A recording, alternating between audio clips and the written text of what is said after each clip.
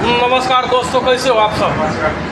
मैं गए पप्पू बेदर्दी। देखिए आज अच्छा चीज़ बना हूँ तो आप लोग का मालूम चला गया होगा मैं क्या बना रहा हूँ। देखो ये लोग पहचान लेना, ये क्या है, मशरूम मसाला, मतलब मशरूम टिक्का है ये, ठीक है। तो आप लोग को मालूम होगा ना मैं कितना मेहनत क्या करता है क्या नहीं करता है। एक पसीना बहाता है, पैसा के लिए क्या करेगा, करना पड़ता है। ये देखो ये जो है ये रोटी हो गई, ये जो हो गया कुलचा हो गया, ये बड़ा वाला जो देख रहे हैं ये नान का हो गया।